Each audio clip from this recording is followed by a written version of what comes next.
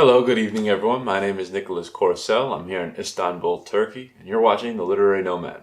I recently had the opportunity to sit down for a couple days and read a novel written by Bald and Bankrupt. In case you didn't know, Bald and Bankrupt is one of the most famous YouTube travel vloggers of all time. He's known for this very simple kind of guerrilla style of filmmaking where it's usually just him or maybe one other person, a camera, no microphone, no real equipment, and he's just going to random places that most humans never get to see. The beauty of his films is that they're very direct. They offer this one-to-one insight into life of the everyday person in these countries and places that are so far off of the tourist radar that most of his viewers have never heard of them. Personally, I've been a big fan of the Bald and Bankrupt YouTube channel for many years, and it's one of the main reasons, along with people such as Anthony Bourdain and Hemingway, Fitzgerald, and that whole lost generation of writers, that I have wanted to travel so much myself. Why it's a huge part of my creative work and my creative process is getting out in the world and seeing all of these new places. There is no greater inspiration for stories, and there's nothing that teaches you greater truths about the human experience than getting out and living in somebody else's shoes, even if it's only for a few days at a time. And of course, as Westerners, we have a level of comfort that people in many parts of the world can only dream of. But going out there and speaking to them from a position of friendship and equality is really the best way to empathize with their situations and to see that the realities of these countries, particularly the countries that in the West are villainized and acted like they are just completely terrible or even shitholes, as some politicians have called them, is to actually go there and then you see the nuance. You see, okay, yes, they may be incredibly poor and the living conditions may be substandard in a lot of ways, but a lot of these people still find happiness and they still find, those day-to-day pleasures that all humans crave and look for. And I think that Bald and Bankrupt does a really great job exploring and showcasing this nuance of the people and their daily lives from these countries. That's why I, and I'm sure you as well if you enjoy his videos, continue to come back for more. He rose to fame exploring the old Soviet bloc, countries like Belarus, Azerbaijan, Romania, Bulgaria, etc. But he recently has expanded his horizons and started exploring some of Latin and South America, as well as Bangladesh, India, and other countries. His book, titled The Burning Edge, Travels Through Irradiated Belarus, was one of his first attempts at connecting the everyday Western viewer to the daily lives of people living in the former Soviet Union. And because this book came before any fame or media recognition, it provides a very authentic snapshot of what life was like in irradiated Belarus, right on that border in the exclusion zone from the Chernobyl disaster. At this point in time, nobody knew who he was, and so the interactions that you see in this book are very similar to the interactions that you would have had if you would have done this journey yourself. But anyways, enough going on about the man who wrote the book. Let's talk about the book itself.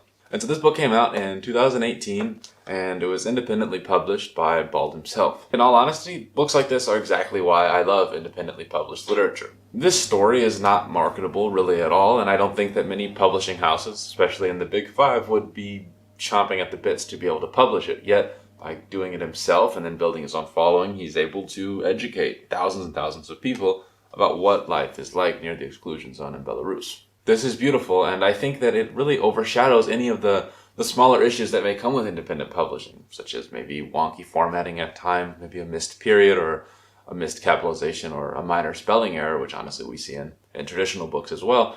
But the importance of this book makes you overlook and not care about any of those issues that people commonly cite as poor quality independently published books. Books like these are going to be the books that are studied in 100 to 200 years. It paints just such an accurate and beautiful picture of what this daily life is like, and you cannot find this really anywhere else on the internet. We see through little vignettes, like there's this woman that he meets and she talks about how strict and almost boring her life is, and how the thing that they look forward the most each day is going on the internet and keeping up with Moscow fashion trends on the internet and not being able to really have a social club or have much of a social life at all in her small town.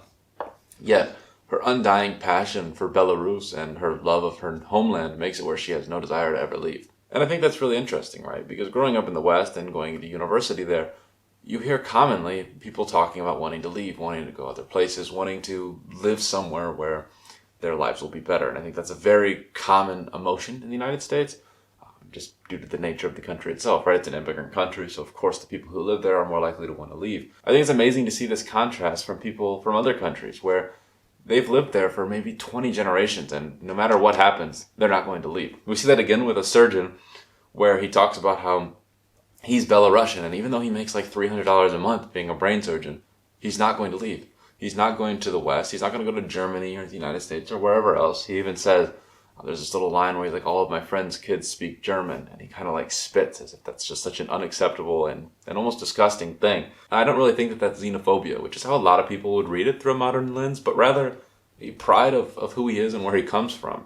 It's more important for him that his kids speak Belarusian as a mother tongue rather than having the financial gains. He'd rather stay and make his homeland better than leave and make somebody else's better. And I think that's deeply commendable. And of course, this isn't everybody in Belarus. Not everybody has this extreme patriotism and wants to stay. We meet several people in the novel who are really excited by the possibility of meeting a foreigner online and being able to move to a different country. It seems like they don't really care where they go, just that they can go somewhere new and somewhere more exciting.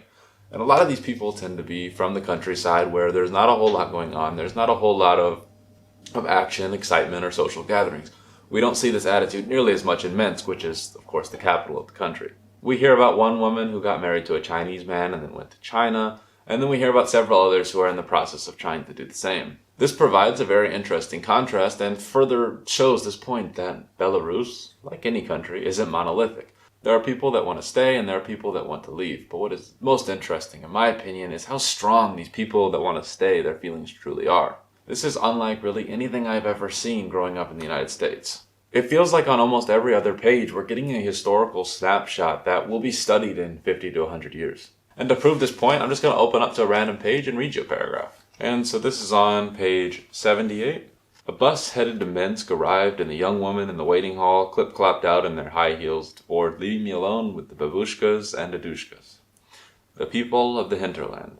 A man of about 50, wearing a loose bandage around his neck, sat down in the vacated formica seat next to me. He pressed his finger into the bandage and plugged a hole in his throat that enabled his words to be heard. In a quiet voice, accompanied by a constant wheeze of air, he told me he was traveling to a provincial town to spend 3 months in hospital. He pointed at the bandage and raised his eyebrows as if to say, "This fucking throat will be the death of me one day." I could make out the contours of his bony limbs beneath his clothes. Taking pity on him, I handed over a 5-ruble note I had loose in my pocket and told him to use it for his medicines, which he had informed me were prohibitively expensive for a man surviving on an invalidity pension. He plugged his throat with his finger and wheezed a thanks. I went to use the toilet behind the bus station, which was just a porcelain hole in the floor, and when I returned I saw him buying bottles of beer from the station kiosk with the note I had given him. He looked sheepish when our eyes met. I find this interaction to be very interesting in telling about the whole Belarusian experience that we learn about throughout the book. We see the man be very, very polite. He doesn't ask for money. He's very down and out. He's suffering an illness or some sort of injury. We don't know how he got the injury, but we know it's bad, and we can kind of assume why he got it through war, famine, hard work, combination of them all. But when Bald gives him the 5-ruble note, he says thank you, exhibits the extreme politeness that we see throughout the book. And then Bald goes off to the bathroom. And then when he comes back, he sees the man almost apologetically buying beer rather than the medicines. We see a lot of people drinking throughout this book. A lot of people are drinking alcohol to kind of cope with the struggle that they face. And it's important to know that the country lost almost 25% of its population and then had a horrific accident at Chernobyl. So they've been just completely plagued and decimated really over the last 100 or so years. And so a lot of their population has turned to just extreme self-medication with alcohol. And Bald talks in the book about how it's easy to sit in the West and villainize these people, but when you're there, you see, oh, if I was in this circumstances, I would be doing the same thing. I would feel hopeless as well if I lived in a town where there was 52 people with the same last name as me, and then one day there's one, me, and everybody I love is dead. And everywhere I look, I see all of these blue steel headstones, and each one has the same name as me, same name as me, same name as me. And every day I get poorer and poorer, and there's no hope. There's nothing coming. Nobody's coming to save me. There's no real way that I can make more money. I'm just waiting for my days to end. I'm waiting for death, essentially. And despite, in many ways, their life being a slow march towards death, they still find happiness. Everyone from the babushkas to the young people in the city center, they find a way to be happy on a day-to-day basis, even if there is no hope. And I think that that's interesting, right? This idea of finding happiness, but acknowledging that there's no hope. Because in many ways, you'd think those two ideas are at odds with each other, right? Like, I could be poor in America, I could be living in Gary, Indiana, but I'm happy on a day-to-day basis because one day I'll be in New York, one day I'll make it out, right? We have this idea of making it out in America that we see very, very commonly. Here, there really isn't a lot of that. There's a little bit, of course, but they have accepted that there is no way out. This one guy talks about how it's easier for an Afghani to get a visa into Germany despite Belarusians having defeated the Nazis. So they don't have hope that Europe is going to let them in, and they don't have a big desire to leave. And so what are they left with? Nothing. Nothing but each other. Yet somehow, that's enough. If you guys enjoyed this video, don't forget to like, comment, and subscribe, and I'll see you in the next one.